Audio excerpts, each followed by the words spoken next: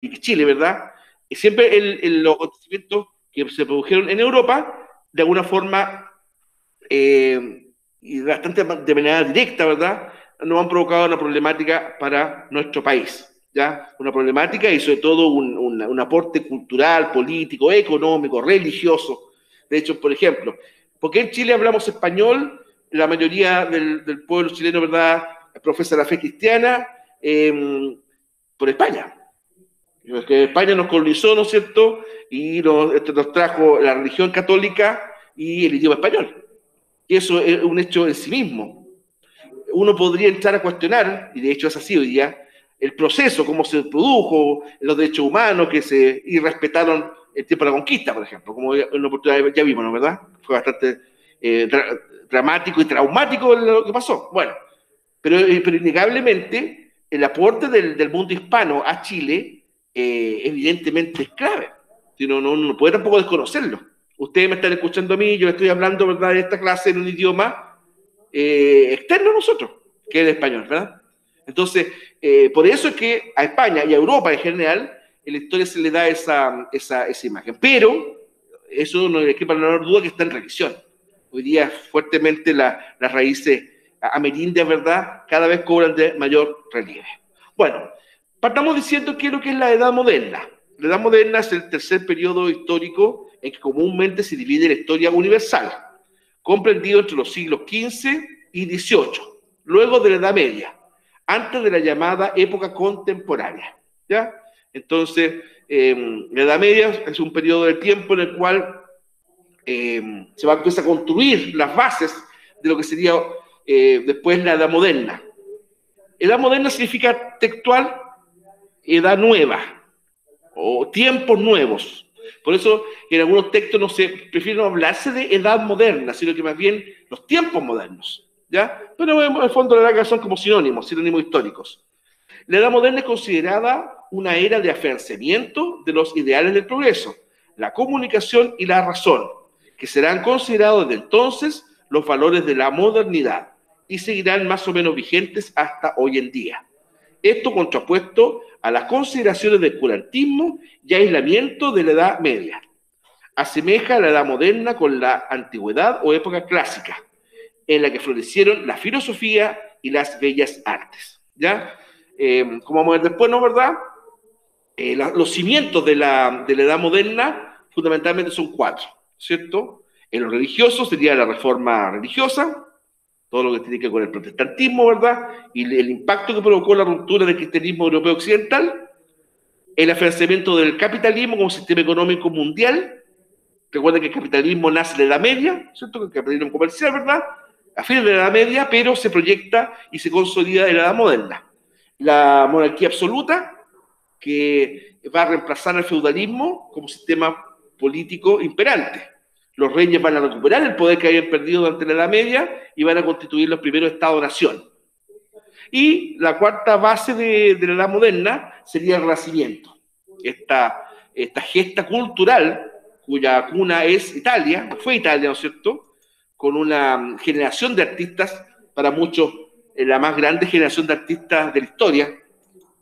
Está la discusión, digamos, si es más grande que los antiguos atenienses, por ejemplo. ¿Se acuerdan que más o menos hicimos la comparación? Pero bueno, el Renacimiento italiano, ellos le llaman el Resurgimiento, ¿verdad? O 400, porque fue en torno al siglo XV, 1400 y tanto, ¿verdad? Bueno, ciertamente va a darnos las bases de todo lo que implica el auge cultural de la Edad Moderna en adelante. Bueno, ahí tenemos, ¿cierto?, dos elementos importantes de la Edad Moderna: la ampliación de los conocimientos astronómicos. No sale específicamente quién es, pero por la imagen, ¿verdad?, ahí supuestamente este sería Galileo y este sería Copérnico. Evidentemente este cuadro a posteriori, porque entre paréntesis ustedes tienen que saberlo, Galileo y Copérnico no se conocieron, ¿ya? Copérnico es anterior, era un monje, ¿ya? Galileo, él descubre los dichos de Copérnico y los defiende, y bueno, a Galileo le costó casi la muerte, casi lo condenaron a la hoguera, ¿verdad? Lo que le pasó a Giordano Bruno, bueno, a Galileo se salvó, pero por poco. Ya, en astronomía, como vamos a ver, ¿no es cierto?, y lo que se llamó el Renacimiento científico, cambia la visión, la panorámica intelectual, cultural del ser humano durante la Edad Moderna. Y acá, Renato o René Descartes, ¿no es cierto? Este padre de las matemáticas, filósofo, ¿cierto? Y matemático, hubo una frase que fue clave y que, si es cierto, es como un eslogan, ¿verdad? Pero indica el fondo del pensamiento de estos sabios de la Edad Moderna. La frase, pienso, luego existo. Pienso, luego existo. Cogito, ergo sum. Cogito, ergo sum. Pienso, luego existo. ¿Por qué fue tan importante? Decir, mira, ¿cómo por una frase este señor es recordado? No, por otras cosas, tiene obras, ¿verdad? Pero básicamente ese pienso, luego existo de Descartes, en el fondo asocia la propia existencia al pensamiento, ¿ya? Pues bueno, usted que durante la Edad Media, yo digo que, no digo en ningún caso que la gente de la Edad Media no pensaba, sería absurdo decir eso, pero el pensamiento medieval era un pensamiento teocéntrico, basado, ¿verdad?, en la figura de Dios. En cambio, en la Edad Moderna era antropocéntrico, en el fondo, exaltando las cualidades humanas. Entonces, este cogito ergo sum de Descartes, pienso luego existo, en el fondo, no solamente decir yo porque pienso existo, sino que en el fondo el pensamiento humano, a la larga, yo te tengo más fe, decía Descartes, que otro tipo de religiosidad o de superstición ancestral. Emanuel pregunta, ¿en un momento tuvo que negar lo que él sabía o no? ¿Galileo? Sí, sin duda. De hecho, yo creo que eso es lo que leyó en un momento dado Emanuel. Emanuel, claro, Galileo salvó de morir porque tuvo que reconocer ante el tribunal de la Inquisición que estaba equivocado. A ver, rápidamente. Lo que pasa es que Galileo no fue el creador de la teoría heliocéntrica, es decir, el Sol es el centro del sistema solar, ¿ya? Fue Copérnico, Nicolás Copérnico, monje polaco, ¿no es cierto?, que vivió 100 años antes. Bueno, pero ocurre que la obra de Copérnico, de los cuerpos celestes, la obra, quedó oculta.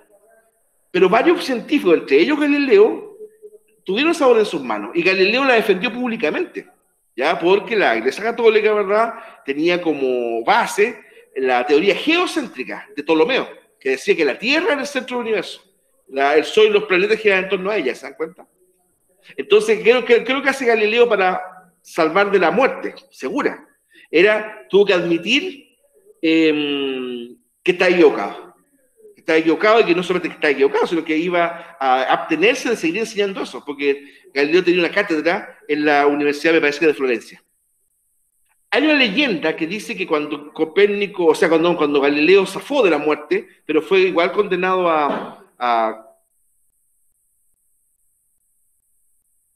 cuando iba saliendo el tribunal eclesiástico, Galileo habría dado vuelta su cabeza hacia el tribunal y habría murmurado, Epur se mueve, y sin embargo se mueve. Quiere decir, ya, ¿sabéis qué más? Tuve que decir que está equivocado, pero yo sigo creyendo que es la Tierra la que se mueve. ¿Ya? Ese que fue Galileo. Por eso que es importante que se le recuerda a Galileo, porque además de eso, Galileo, ¿verdad?, inventó, perfeccionó el telescopio moderno. Varias de las satélites de Júpiter fueron descubiertos por Galileo, se llama justamente las lunas galileanas, algo así. También Galileo descubrió la ley del péndulo, del isocrismo, ¿no es cierto? Que un cuerpo en suspensión, ¿verdad?, llega hasta un mismo nivel en su origen y es el término del movimiento. Esto se llama isocrismo o ley del péndulo. Esa ley del péndulo la descubrió Galileo. ¿Ya? Galileo demostró empíricamente que los cuerpos no caen debido a su masa, sino que caen, ¿verdad?, por la fuerza de gravedad. Eso después lo demuestra matemáticamente Newton, pero Galileo lo demostró empíricamente. Es medio leyenda, medio cierto. Uno dice que eso no es verdad, otro dice que sí es verdad, pero cuentan, ¿verdad?, que Galileo toma 2 bolas de acero, una de 5 kilos y otra de 1 kilo. Y algunos amigos, colegas científicos, ¿verdad?, que seguían insistiendo en lo que había dicho Aristóteles, ¿cierto?, que uno cae al vacío de acuerdo al peso, a la masa corporal. Dijo, no, si la fuerza de la caída es la fuerza, no le llamó fuerza de gravedad, porque eso fue Newton, ¿ya? Es la atracción, palabras mías, de la Tierra. Entonces le pregunta a su amigo, le dice, ya, ¿saben qué más? Díganme ustedes, aquí tengo una bola de 1 kilo, esto es otra bola de acero, de 5 kilos. Si lanzo las 2 al mismo tiempo al vacío, ¿cuál de las 2 caerá primero? Y todo el mundo, o sea, los que estaban ahí, Dijeron casi al unísono, la de 5 kilos, muy bien, pues la tira las dos bolas, ya, pues sorpresa, eureka, las dos cayeron al mismo tiempo. ¿Ya? Entonces, ¿no es cierto? Claro, eso, el tema, ¿verdad? Eso es fuerza gravitatoria de la caída de los cuerpos hacia el centro de la Tierra. Bueno, eso en términos matemáticos lo demostró después Newton, 9,8 metros por segundo al cuadrado, ¿verdad? La aceleración de los cuerpos. Ya, pero empíricamente eso lo demuestra Galileo. Se señala, ahí donde están los medios de leyenda que dicen que lanzó las bolas de la torre de Pisa. Por decir que no hizo ese experimento, pero que él lo sabía igual. ¿Ya? Pero bueno, eso en el fondo nos da un poco el peso de Galileo en materia científica. Y también le dijo otra cosa. ¿Ustedes por qué decían que la bola más pesada va a caer primero? Ah, porque se lo leyeron al maestro Aristóteles. Entre paréntesis, Galileo tenía una gran admiración por Aristóteles. ¿No? No, pues, si no pueden quedarse con eso, compruébenlo. Es una enseñanza también de vida que nos dejó Galileo Galilei. ¿Ya? Murió en su casa, maestro.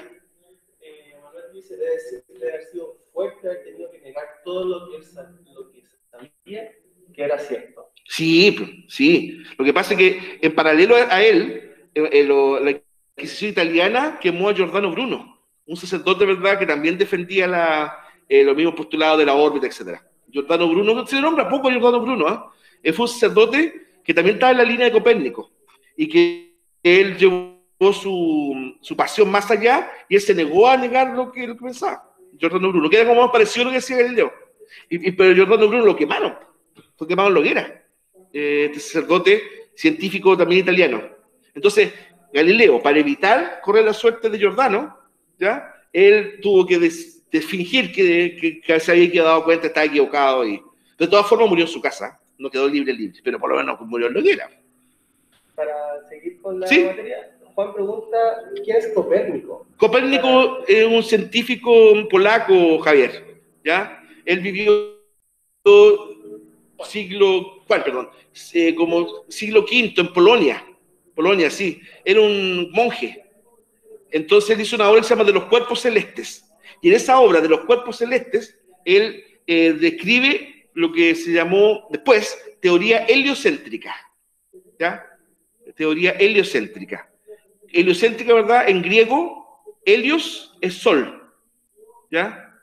Entonces, heliocéntrica es el sol es el centro. ¿Por qué? Porque Ptolomeo decía que la Tierra era el centro del universo. ¿Ya? Entonces aparece, ¿verdad? Primero Copérnico y dice, no, es el sol, es el centro. Ya, igual Copérnico cometió algunos errores, ¿eh? Porque el sol, ni por si acaso, es el centro del universo.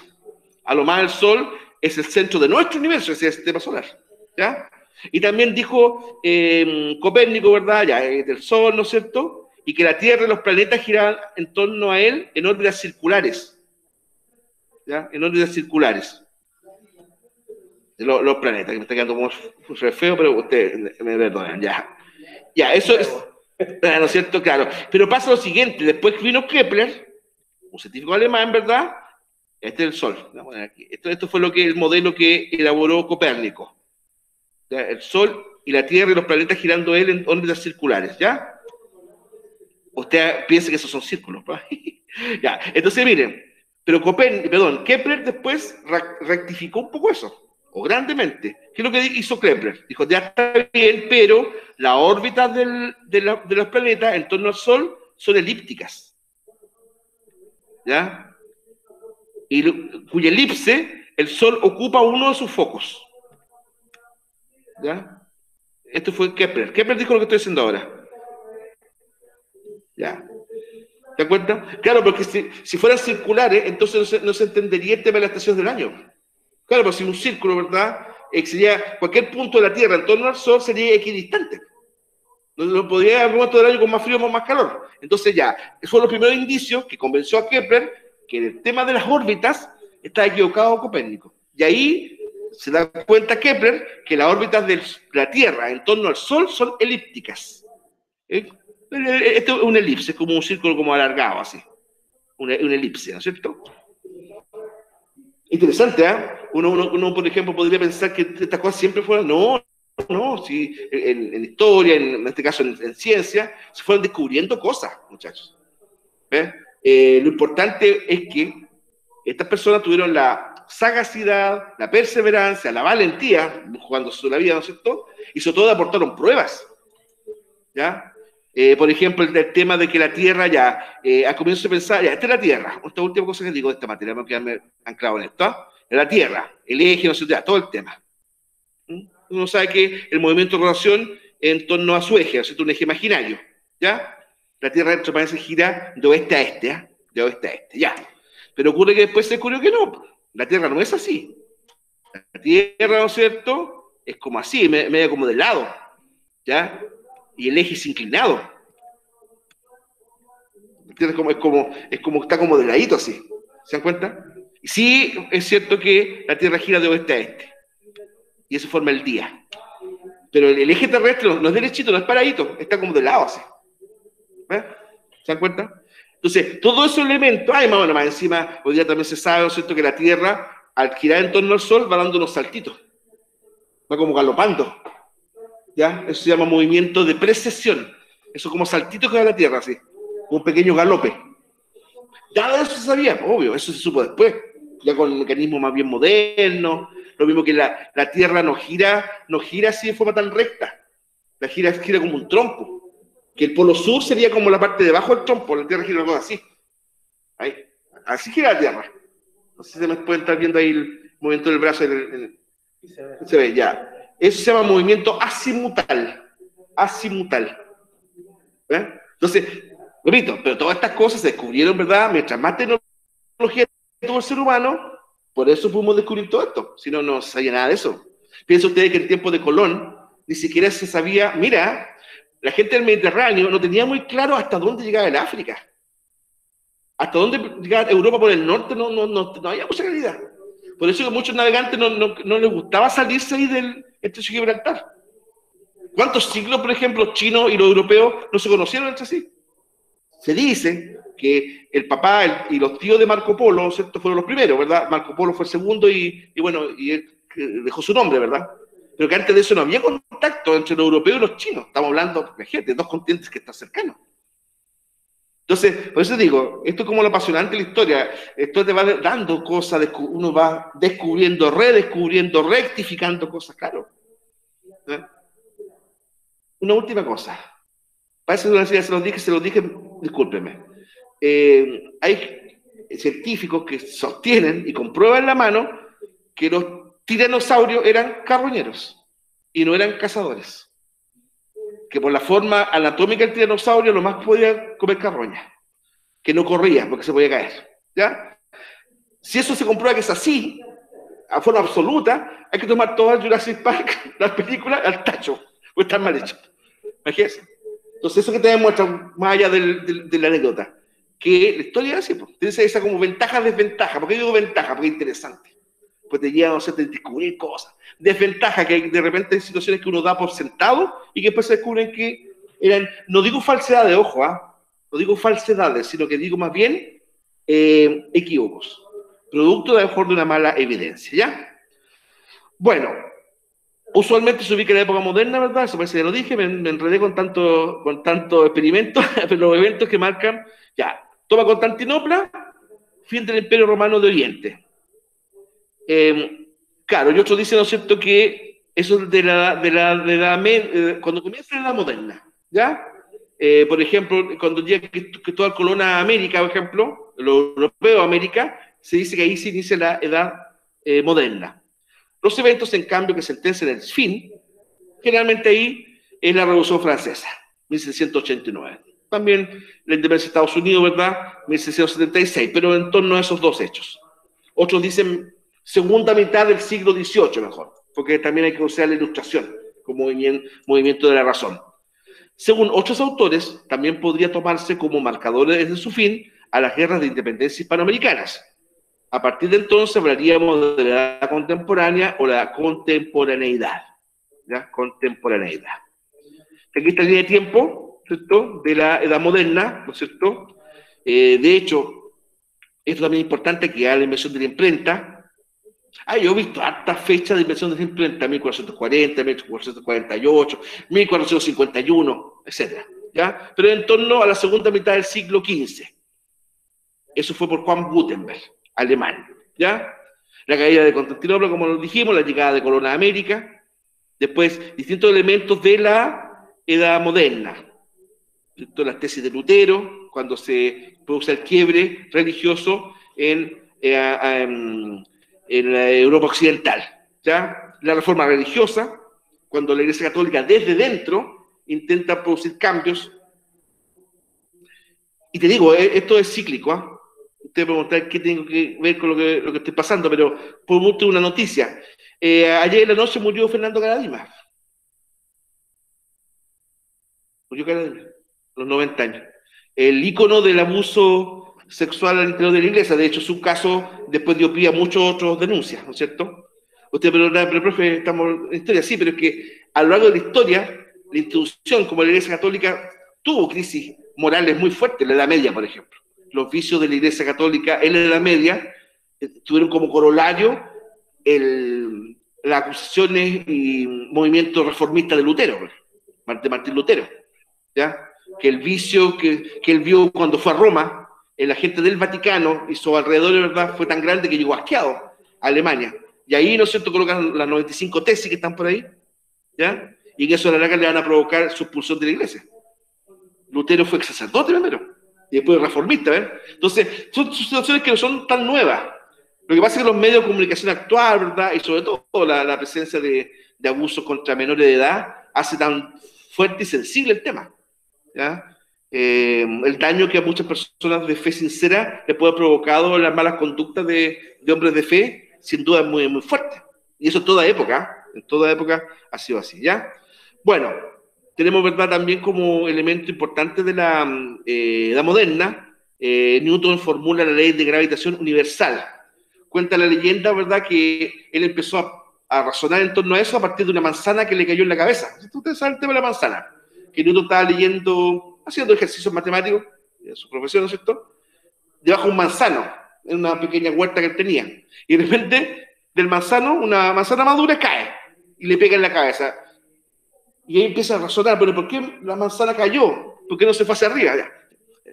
De hecho, después él formuló la ley de gravitación universal. Publicación de la enciclopedia, ¿ya? Obra intelectual de ilustración. La enciclopedia fue una obra monumental, ciertamente, en la cual estaba condensada distinta cantidad de información de muchas disciplinas: botánica, geometría, geografía, historia, medicina. El concepto de una obra que incluya conocimiento de muchas materias fue importante en ese sentido, ¿ya? Ya la máquina de vapor de Watt, ¿ya? James Watt, inicio de la revolución industrial. Un detalle: la máquina de vapor, esta de Watt, resacaba agua del fondo de las minas de carbón, sacaba agua, ¿ya? Y funcionaba 1 hora y tenía que estarle enfriando como 4, la máquina de vapor de Watt. Pero bueno, pero ya era un avance, ciertamente un avance súper importante. Y por supuesto, en el año 1689 estalla la Revolución Francesa, ¿cierto?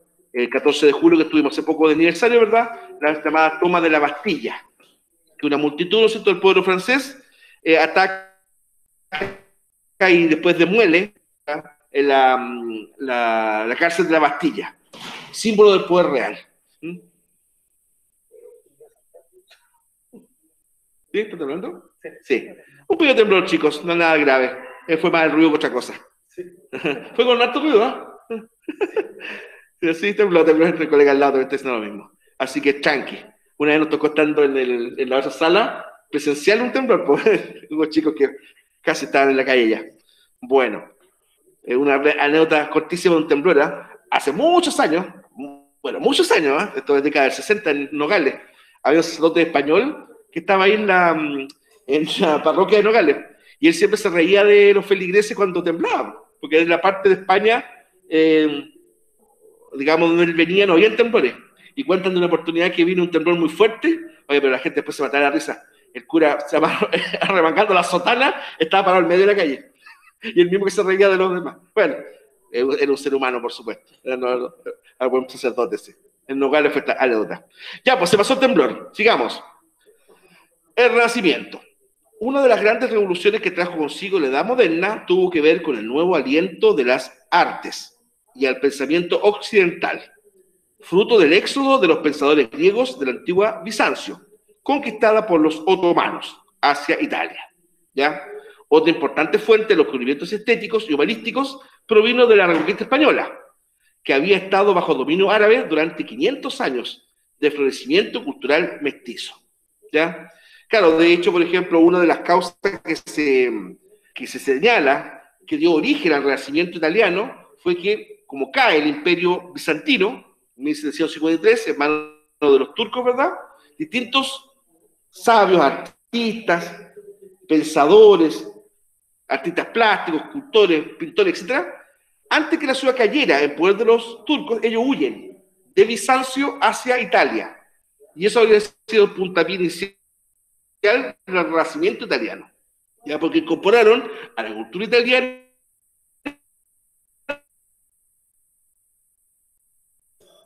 Y la otra también que se señala como inicio del Renacimiento fue cuando España fue liberada del dominio turco. ¿Ya? En este caso árabe, dominio árabe. ¿Ya? Entonces, pero evidentemente, a pesar de que España ya no estuvo en manos de los árabes, pero la unión de la cultura árabe más la cultura española, de origen, ¿verdad?, visigodo, romano, etcétera, dio origen, ¿cierto?, a algo distinto, algo nuevo, algo muy novedoso, muchachos. Y que eso también se señala como otro de los orígenes del Renacimiento. ¿Ya? A este retorno del pensamiento de las artes se le conoció como Renacimiento y tuvo origen en Italia, con la participación destacada de artistas, filósofos, políticos y pensadores, como Leonardo da Vinci, Miguel Ángel, Buonarroti, Rafael y muchos más. ¿Ya? Tal vez esa triada fue de lo más elevado que ha producido un país, una región, una ciudad en la historia. Yo diría Leonardo, Miguel Ángel y Rafael. Arte llevado pero al nivel más extremo de perfección. Recuerden, por ejemplo, parece que una vez se los conté, Leonardo da Vinci, él tenía al comienzo un permiso de la iglesia para ir a las morgues, porque él, ¿no es cierto?, hacía croquis del cuerpo humano, con las coyunturas. Hay un estatua ecuestre que Ludovico el Moro de Milán le manda a hacer a Leonardo. Claro, a Da Vinci fue así, estatua ecuestre. Y primero Leonardo empezó a hacer del caballo, de bronce, y para eso iba a los campos, a los potreros, ¿verdad? Hacía croquis de los nervios del animal, de los caballos, las venas, el crin, la tusa, todo, los dientes, fíjate, los ojos. Y partió primero con el caballo. Oye, y le quedó el caballo tan perfecto que dice lo entendido que solamente le faltaba hacer su necesidad en el caballo. Porque de verdad, incluso Leonardo lo hizo como un movimiento, sí se pasó. Los ojos como desorbitados cuando el caballo va al galope. Tanto es así que Ludovico el Moro, cuando vio eso, le dijo, ¿sabes qué más? No, le compro el caballo nomás. No me haga a mí. Pero ¿cómo? No me haga a mí. Porque yo no le voy a quedar tan perfecto como le quedó el caballo. Al punto que es verdad. Al final Ludovico el Moro se contentó en comprarle, porque era pago, ¿cierto?, en su trabajo. Le compra a Leonardo el caballo. Que da la sensación de verdad que estuviera galopando. Eso demuestra un poco, lo sublime, lo excelso que era el nivel alcanzado por este grupo de científicos, sabios, artistas italianos. ¿Ya? Bueno, esa influencia pronto se extendió por toda Europa y produjo una explosión del conocimiento de la que provienen muchas de las obras que hoy entendemos como clásicas, en los distintos géneros artísticos y del saber. ¿Ya? Ahora, muy de la mano con eso, y de hecho grande cantidad de financistas de los artistas, ¿verdad?, del Renacimiento fueron los reyes, ya la monarquía absoluta que está ahí en la diapositiva, ¿ya? De hecho, usted se fija en esa imagen que está al lado, ¿verdad? No es azarosa, es la corona, pero arriba de la Biblia. ¿Por qué? O sea, porque el poder de los reyes estaba cimentado por el poder espiritual. Muchos de estos reyes fueron coronados, ¿verdad?, por los papas. Como que sea un rey, por ejemplo, el papa le ceñía la corona, le daba como una mayor legitimidad. como que, por así decirlo, de acuerdo a la creencia de esa época, ojo, Dios estaba validando el inicio del reinado del Carlos V, por ejemplo, de Carlos Magno en el pasado. Y muchos, incluso hasta Napoleón Bonaparte lo hizo, aunque ustedes saben que Napoleón hizo un Matías, como se los conté en una oportunidad. O sea, el sentirse ya que mi trono, ¿verdad? En el fondo se lo veo a Dios también. Bueno, este sistema es propio de la Edad Moderna. Los monarcas, poder cuyo se debilitó notablemente durante la Edad Media, a manos de la nobleza feudal, se aliaron con la naciente pero pujante burguesía y crearon estados monárquicos de carácter nacional, Estado, nación, país, que van a terminar reemplazando al feudo medieval. Otro cambio importante será la paulatina escisión entre Estado e Iglesia, que se dará a medida que los reinos de antaño devengan naciones-Estado. Esto significa que los códigos reales y las regulaciones y disposiciones sociales dejarán de obedecer a los mandamientos morales de la Iglesia y se desarrollarán, por lo tanto, como un cuerpo discursivo, propio e independiente, las leyes. ¿Ya? De hecho, uno de los elementos que empieza a surgir en esta época, en que el Estado, si bien es cierto, va a descansar en personas, los reyes, por ejemplo, pero independiente de eso, los Estados, ¿verdad?, su base va a ser la ley. Un cuerpo escrito, ¿no es cierto?, que va a exigir derechos, o mejor dicho, deberes de las personas. Recuerden que la monarquía absoluta más reconocía deberes que derechos, pero de a poco también, a pesar de la monarquía absoluta, la gente va a empezar cada vez más a ganar derechos, ¿ya? Y eso se dio en la monarquía absoluta. Y esos derechos van a estar después escritos. Si eso fue la ventaja. No era por buena onda del rey, que se paleteó, no. O sea, por así decirlo, la buena onda, como yo le digo, era por el sentido que el rey se vino a firmar eso. Pero después no, ya era algo que le competía a la persona en sí misma, no que a cada rato se lo daba el rey por simpatía o por bondad. Ya, los países más destacados por donde surgieron monarcas absolutos fueron España, Francia, Inglaterra, Rusia y Portugal. Ya, en ese orden diría yo. De hecho, el estado más absolutista en un momento dado fue España. ¿Ya? Los reyes católicos, Carlos V, que crearon grandes imperios absolutos. Y después Francia. De hecho, en la actualidad, sí se solicita nombrar a un rey absoluto, fue Luis XIV, el rey sol de Francia. De hecho, Luis XIV, ¿verdad?, él llegó a decir, l'étoile moi, el Estado soy yo. El Estado soy yo, emergencia, el Estado soy yo, mi voluntad es la ley. Eso fue Luis XIV, el rey sol, el mejor ícono de Estado absoluto. ¿Ya? Y hay otros, por supuesto, Enrique VIII en Inglaterra, Catalina II o Catalina la Grande en Rusia, ¿verdad? Reyes, ¿verdad?, de Portugal, José I, José II. Ya. ¿Hasta aquí alguna consulta, chicos? ¿Alguna duda, algún aporte? Con toda confianza.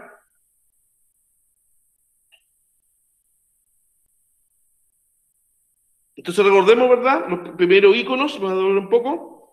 Ya, entonces, sería, por ejemplo, los dos primeros íconos de la Edad Moderna, el Renacimiento, en lo cultural, ¿verdad?, el cambio de la visión teocéntrica a antropocéntrica, con este grupo de artistas sin par prácticamente que nacen en Italia, Leonardo, Miguel Ángel, Rafael, entre ellos, hay más, ¿va? Yo siempre se nombro eso nomás, la Botticelli, ¿no es cierto?, el Tiziano, en la parte escrita, Maquiavelo, Ludovico Ariosto, Torcuato Tasso, etc.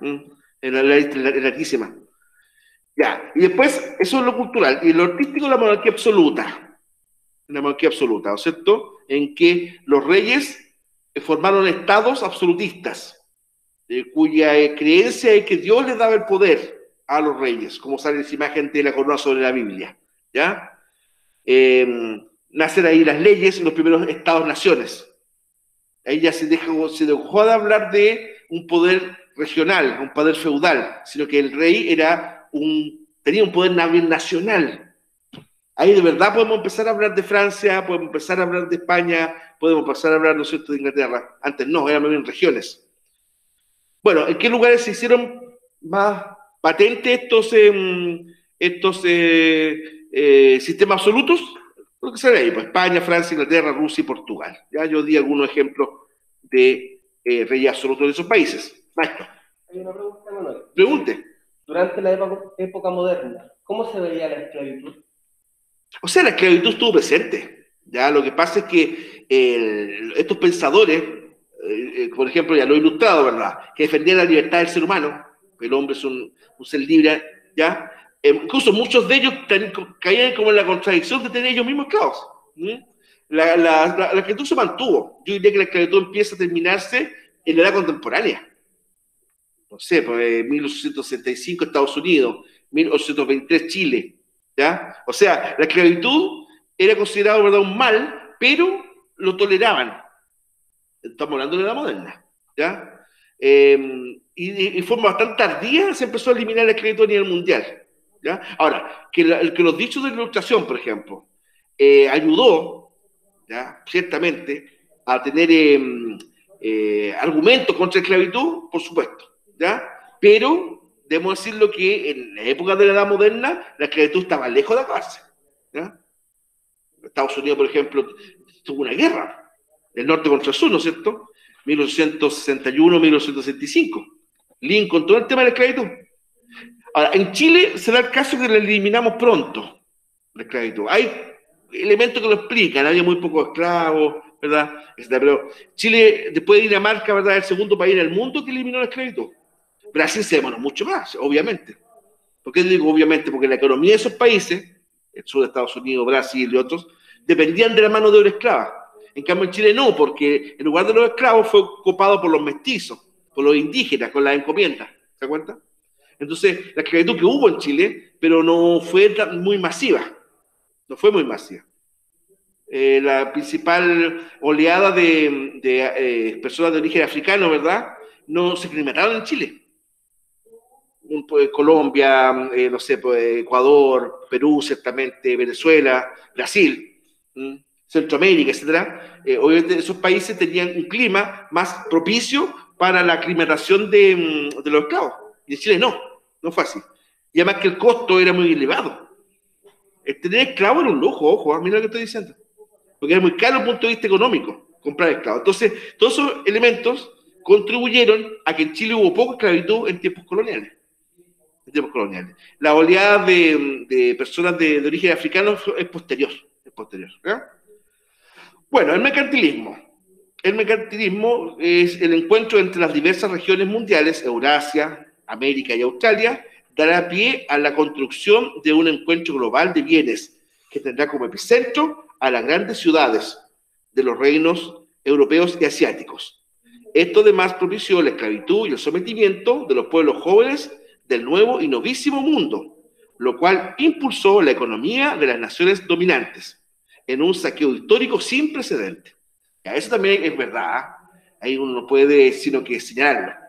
Es claro, porque el mercantilismo entendía que la riqueza de las naciones, estamos hablando fundamentalmente de Europa, estaba basada en la cantidad de oro y plata que tuvieran.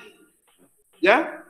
Ya, pero que eso implicó que todos los países que forjaron imperios coloniales, Inglaterra, Francia, antes Portugal y España, Bélgica, Holanda, el tema del frenesí era capturar por cualquier forma oro y plata y llevarlo a Europa, porque eso le daba riqueza. Entonces, como ahí dice, ¿verdad?, eso se tradujo en un saqueo sin precedentes.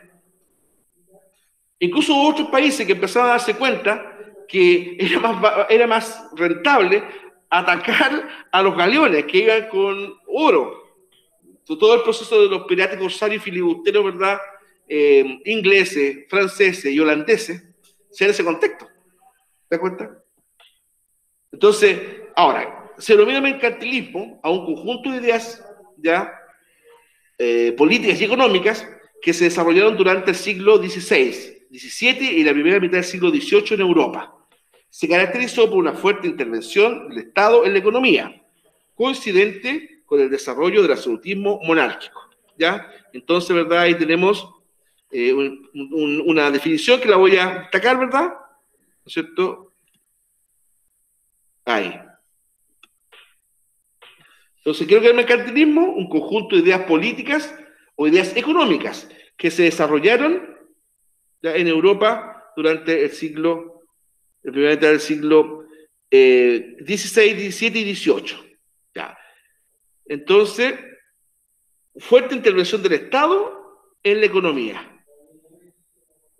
Ya, porque también, yo lo he escuchado, el mercantilismo a veces se lo utiliza como sinónimo del liberalismo o del neoliberalismo. No, el mercantilismo fue un sistema económico estatal, estatizado. ¿Ya? Ahí era la monarquía quien tomaba la rienda de la economía.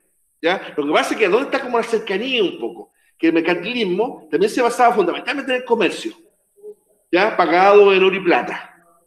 La exportación por sobre la importación, la industria nacional por sobre la industria extranjera. ¿Te das cuenta? Pero el liberalismo y después el neoliberalismo se basa más bien en la iniciativa privada, en la capacidad de producción individual.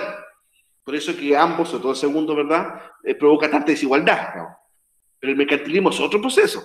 El mercantilismo fundamentalmente se basa en la exportación, en capturar oro y plata, favorecer la industria nacional. Ahora, el problema es que el mercantilismo a la larga está condenado al fracaso, porque si un conjunto de países todos practican lo mismo, se estanca el sistema.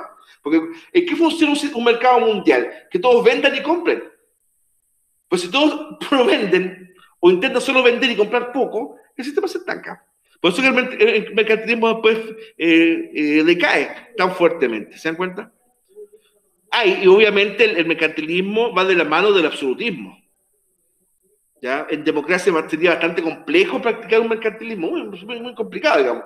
Claro, porque bajo las dos visiones, Estado subsidiario primero y Estado solidario actualmente, ¿no es cierto? Bueno, ambas, incluso Estado subsidiario, fondos al final van a chocar contra el mercantilismo, porque no es muy compatible, digamos, el mercantilismo con esta otra visión más actualizada, más humana, ¿ya? ¿Solamente usan compra y venta, no? ¿Cómo? ¿Compra y venta? El mercantilismo fundamentalmente es favorecer la exportación. Ya un país más poderoso económicamente, mientras más exporta, por lo tanto tiene que desarrollar la industria, ¿verdad? Aumentar la mano de obra, mejorar la parte de camino, medio de transporte, todo eso. No es positivo en alguna medida el mercantilismo. El gran problema es que si todos los países europeos estaban como en la misma parada de puro vender y comprar poco, el tema se estancó. ¿Ya? Porque el tema, por ejemplo, de un comercio internacional implica el complemento. Ya, tú me vendes, no sé, por cobre, pero yo te vendo a un precio preferencial, ¿verdad?, mi electrodoméstico. Porque tú me estás vendiendo materia prima, ya. Entonces, mi electrodoméstico te estoy haciendo con tu cobre y yo te las vendo a un precio preferencial. Ese implica el mercado, ¿verdad?, el toma y dame. Ahí Manuel pregunta si en esta época empezó una pseudociencia que se basaba en la idea de Darwin, pero aplicándola a la especie humana. Ya, eso, claro, el evolucionismo me parece que es posterior, ¿ya? Que eso más bien de la época contemporánea, porque Darwin es de la época contemporánea, 1800 y tanto, digamos, ¿ya? Si se está refiriendo a eso, Manuel, eso es posterior, ¿ya? Porque el evolucionismo como concepto, ¿verdad? Ahora, a lo mejor las raíces de esto, Lamarck, ¿ya? Pero el desarrollo del evolucionismo es posterior, del siglo XIX especialmente, ¿ya? De hecho, ¿sí? Sí, Ya. Gracias. Y Janet, bueno, da un comentario y dice que la esclavitud aún existe.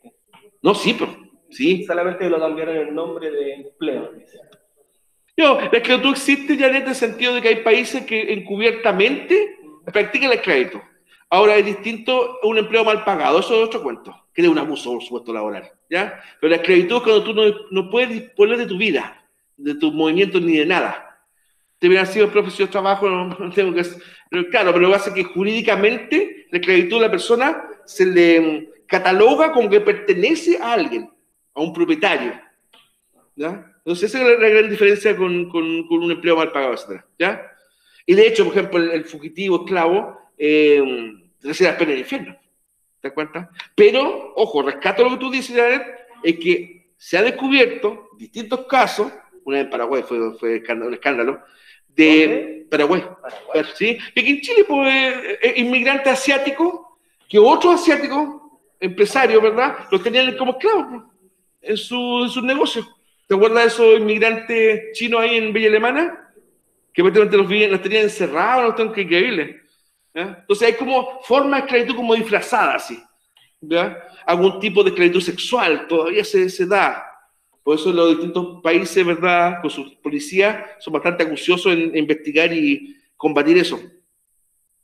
Bueno, acá también estoy cerrando esta primera parte del mercantilismo, porque te da también una idea importante, ¿ah?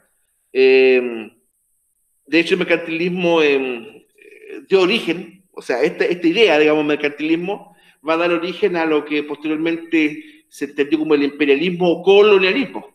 Claro, porque si los países querían tener más oro y plata, necesitaban territorios del cual sacar oro y plata. Entonces, entre las causas remotas del colonialismo y del imperialismo, ciertamente el mercantilismo está presente. ¿Ya? Bueno.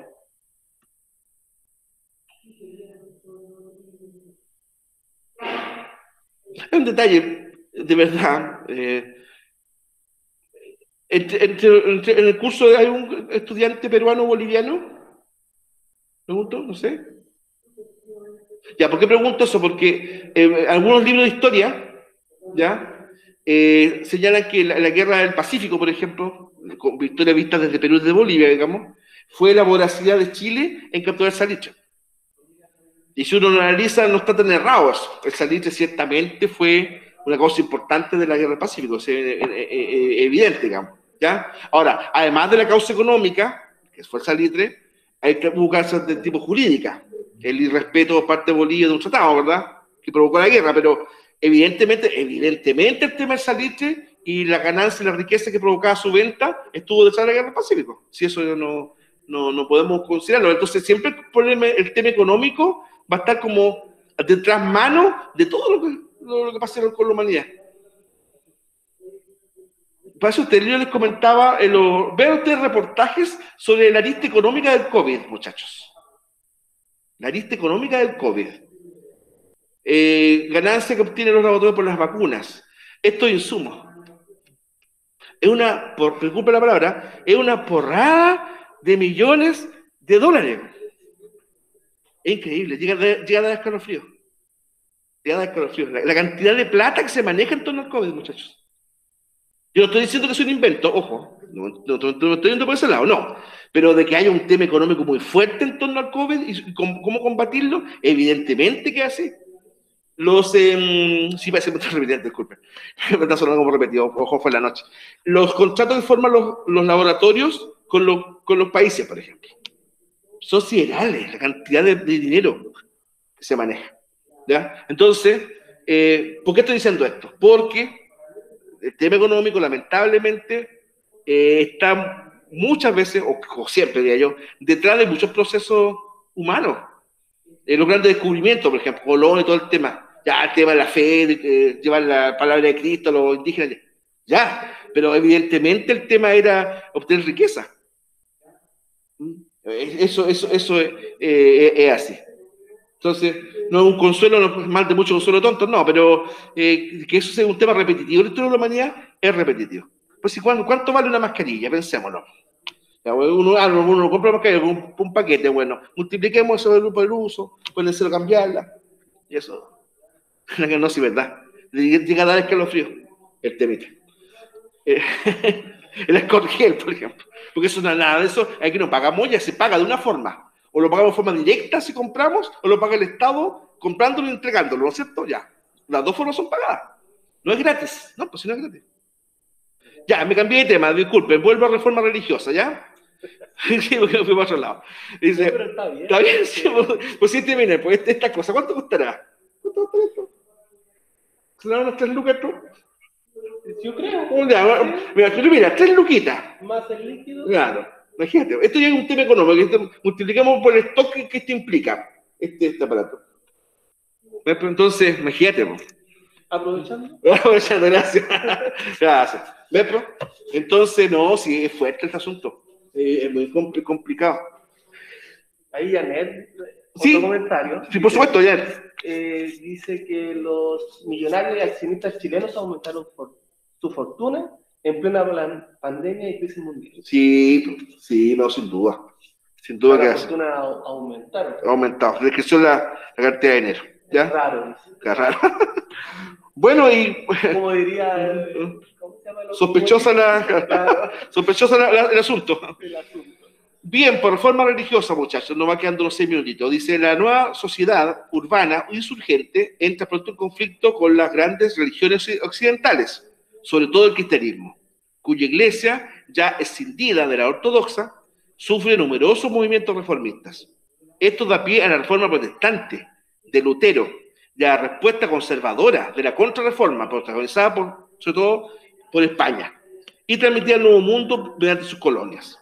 Esto dividirá el panorama religioso europeo en dos, con mayor influencia protestante en los países nórdicos y anglos, y católica en el sur, en la parte del Mediterráneo. Esto traerá consecuencias particularmente fieras en los países contrarreformistas, de mano de la Santa Inquisición, o sea, santa del punto de vista católico, ¿ya? Entonces ahí tenemos íconos de la Reforma y de la Contrarreforma, o Reforma Católica. Lutero, ¿ya? Esto es Lutero, ¿ya? Este es el que inició el movimiento alemán, monje alemán, Martín Lutero. Calvino, un teólogo francés, pero que se afincó en Suiza, especialmente en Ginebra, ¿ya? De ahí viene el calvinismo, Calvino, ¿ya? Después Enrique VIII, que dio origen al movimiento reformista en Inglaterra, aunque ese movimiento, a diferencia de los otros dos, no tuvo un origen teológico, sino que un origen político. Enrique VIII deseaba anular su matrimonio con Catalina de Aragón, ¿ya? Y el Papa le negó el divorcio, arguyendo que no tenía suficientes razones, ¿verdad? Y Enrique VIII, absolutista como era, rompió con el Vaticano y creó el anglicanismo, o iglesia anglicana, que es la iglesia cristiana en Inglaterra. Y aquí tenemos a Ignacio de Loyola, para el catolicismo, San Ignacio de Loyola, fundador de los jesuitas, que cuando se vino toda esta oleada de reformas y reformistas, ¿verdad? Ignacio consideró que era necesario renovar la iglesia por dentro. Y de hecho, en muchos procesos ¿no es cierto?, de la historia católica, los jesuitas siempre van a ir a la vanguardia, ¿eh? Eso hay que decir, los jesuitas en muchas partes del mundo se la jugaron por defender a aquellos que nadie los defendía. Yo diría, por ejemplo, la defensa de los jesuitas con los indígenas, por ejemplo, eso es verdad. Así como yo he sido bastante categórico en las denuncias, ¿verdad?, contra los abusos, también lo digo con toda claridad, los jesuitas en ese aspecto en un momento dado nos dieron una lección de valentía. Vean la misión, y eso es un hecho pasado, un hecho real, ¿ya? Los guaraníes, ¿verdad?, que fueron defendidos por los jesuitas. Ignacio de Loyola. 4 íconos importantes de la Reforma. Y aquí yo de antes me adelanté, pues, muchachos, en esta diapositiva era lo que yo expliqué al comienzo, pero bueno, lo dejamos para el jueves en alguna medida, pero no leo mucho tanto. Dice, en la edad moderna, los campos filosóficos, ¿eh?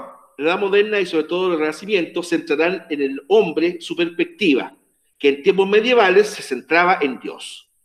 El hombre pasará a ser la medida de todas las cosas. Yo cuando digo hombre, estoy hablando de ser humano, ¿eh? Ser humano, no varón.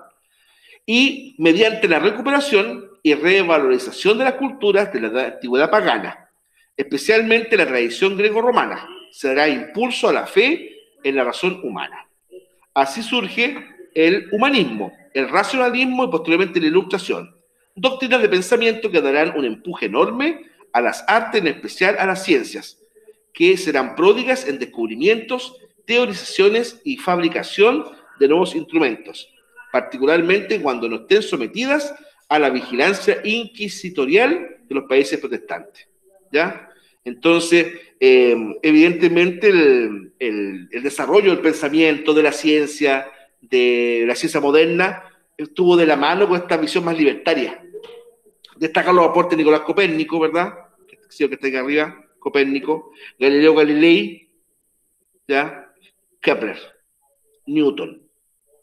Ahí, por ejemplo, ahí se ve la propuesta de Kepler en torno a la órbita, ¿ya?, que eran elípticas y no circulares. Entonces, la aparición de estos grandes sabios que van a modificar el pensamiento científico de la época, el telón de fondo es justamente esta mirada más libertaria, más antropocéntrica. Claro, porque acuérdense que la Iglesia Católica defendía la teoría de Ptolomeo, geocéntrica. Los pocos espacios de libertad de pensamiento que había en ese tiempo, los poquísimos, ya fueron aprovechados por esta gente para desarrollar con mucha valentía, insisto, su pensar, su sentir. ¿Ya? Muchachos, les propongo que hoy día lleguemos hasta acá. Yo creo que ustedes van a estar en contra, por supuesto. Yo creo que ustedes están deseosos que sigamos hasta las 7, pero voy a dejar la casa hasta aquí, porque ya son las 5:30 y para que vayan a tomar choquita y nos vemos el próximo jueves. La dejamos entonces, como siempre ustedes ya lo manejan, ¿verdad? Tenemos las preguntas esenciales, ¿ya? Que están ahí. Están en el Power, ¿verdad? Y en Kahoot. Sí, está subida. Está subida, me acota Francisco. Así que, chicos, dejamos hasta acá por hoy día. Las diapositivas que me faltaron, continuamos el día jueves. Bien, pues.